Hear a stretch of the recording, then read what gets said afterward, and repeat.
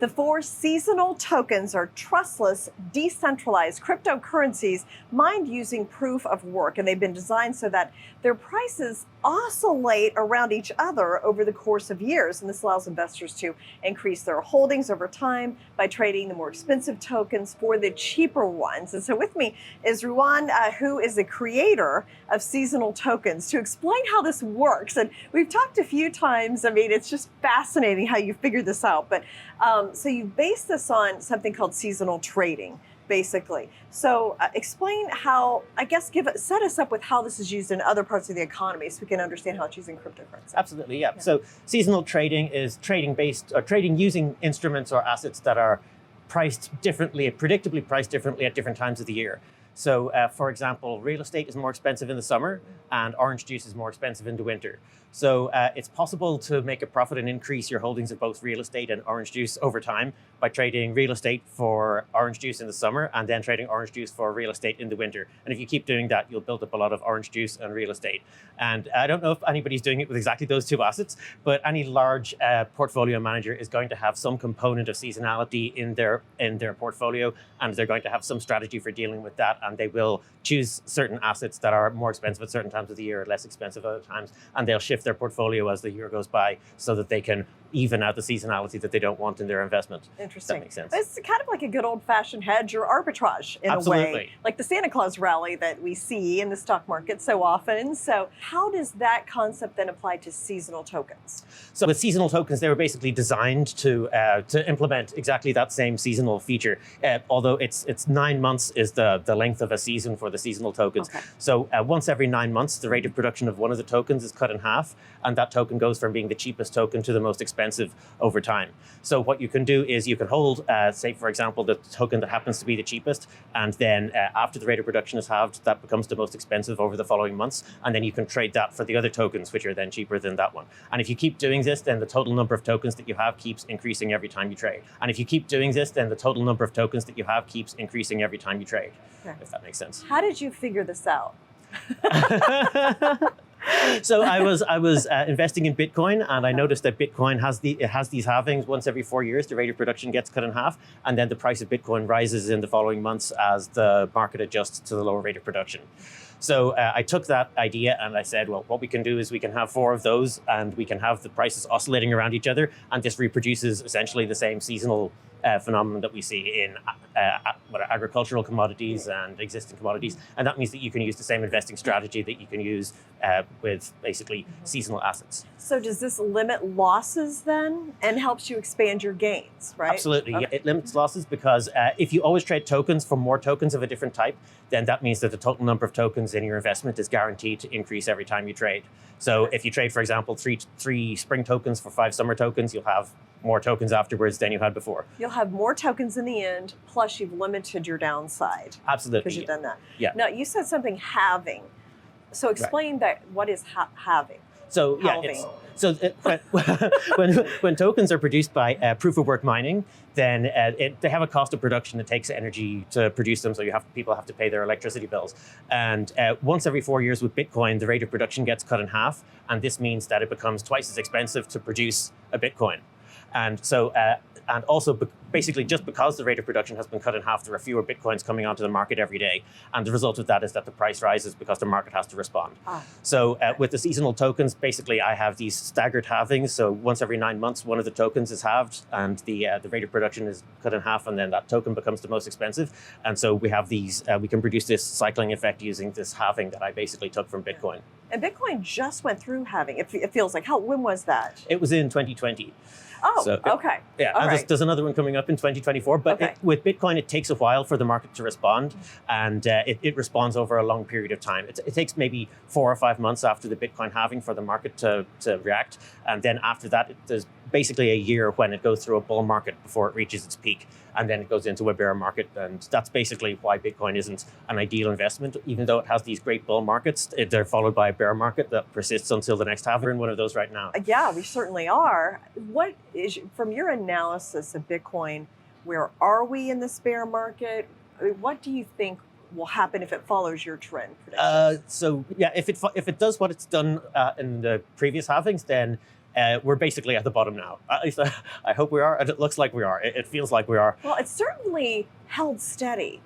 It's true. Right around 17,000, 16, 17, with the FTX and everything being thrown at it. Absolutely, It's held that price, which is interesting, I think. Yeah. It's because there are a lot of long-term Bitcoin holders who are totally dedicated to Bitcoin. They're not going to sell just because the price is low. We've been through this a couple of times before, right. but there's been a lot of Bitcoin crashes. And so we've learned to not panic when it happens. Yeah. And is Bitcoin behaving as you expect, given your analysis of trends in cryptocurrencies? I think so. Yeah, it is. It basically, in the previous cases, after the previous halvings, it's done pretty much the same thing. It's gone up by quite a lot, and it's been very profitable for about 1 year after the halving. And then it's gone into a bear market where from the peak to the bottom price, it's gone down between 70 and 80%. And that's happened again this time. Done that. It's done that this time. Absolutely. So as you study the seasonal tokens and how they move with each other, are there any surprises or things you didn't expect? Actually, yes, there is. So I was expecting, we've just had one halving so far. There's just been the spring halving and 9 months. That will happen at the beginning of June. And then in March, there's going to be another halving. The summer halving is going to take place. So after the spring halving, what I expected was that I knew that the spring would become the most expensive token, but I didn't know how long it was going to take. And I was basing my estimates on how long it would take based on Bitcoin, because I'd looked at the Bitcoin market and how the Bitcoin prices responded. But with Bitcoin, there's a complication, which is the Bitcoin price is compared to US dollars. And basically that means that the whole economy has an effect on it, and it's not just a very simple, clean, interaction between the two currencies. But with seasonal tokens, there's nothing else that affects the price of spring relative to summer. So the number of spring tokens that a summer token is worth, that is only affected basically by time. And what happened was that it basically started to move immediately. With Bitcoin, there's a delay of a few months. And I think that's because there's an inventory of Bitcoins that are on the market, and the cheap Bitcoins have to be bought up before the price starts to rise and the market starts to react. But with seasonal tokens, what happened was that when the spring halving took place, the spring price started to increase. It started to trend upwards immediately. And it only took 4.5 months for it to get from being the cheapest token to the most expensive token. So initially, the ratio of the prices was 5, 6, 7, 8. So I kind of programmed that into it by controlling the rates of production. And but after the halving, then that ratio, the ratio of the amount of time that you need to produce a token by mining, that changed to 10, 6, 7, 8.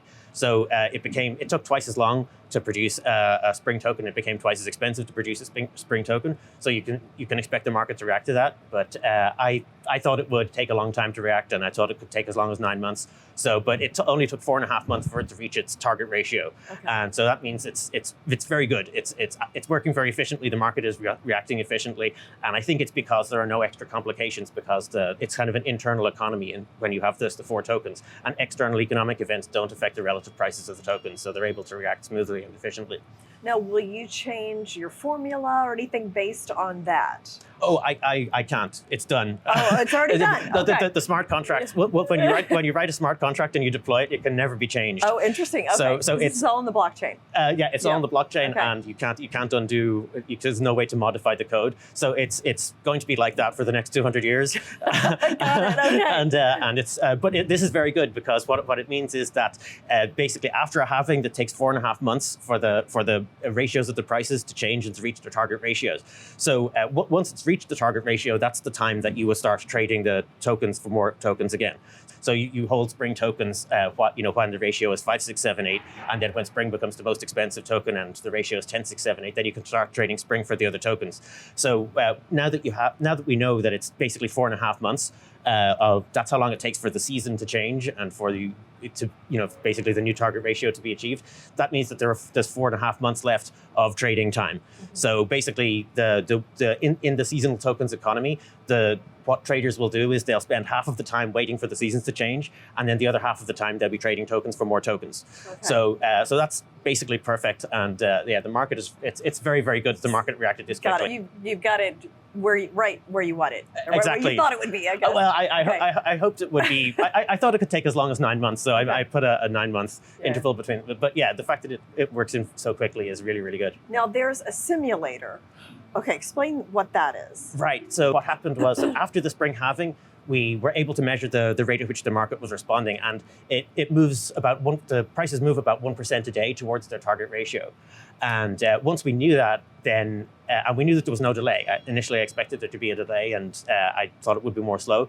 But now that we know that it starts reacting immediately, and that it moves 1% per day, we were able to take that and predict basically what all the future prices are going to be for the foreseeable future. Based on that, then we built a trading simulator so that people can play out through the future from now to the next 10 years, right? Without putting their real money up. Exactly. Until they get the hang of it, and then, okay. Exactly, yeah. So they start off with 1,000 tokens of each type, and then they just click start trading, and then time starts to pass and the prices start to move, and then they can watch and they can click, and you don't have to wait 10 years to see what happens. You can do it all in 5 minutes. Okay. And you can practice, you can understand the concepts, and you can see when is the optimal time to trade and how much money you can make. Interesting. Okay, and then how does somebody find out more about seasonal tokens or try the simulator? Yeah, absolutely. They go to our website. It's at seasonaltokens.org, and they can just click on the simulator. It's right on the front page, and that will bring them there. They can start trading, and they can also learn more. They can read our blog. They can join us on Discord, or they can talk to us, and they can read the white paper and see all of the documentation and learn all about the tokens. Yeah, awesome. I might try the simulator. We'll see. I hope you do. Thanks so much, Ruadhan. Thank you. Yep.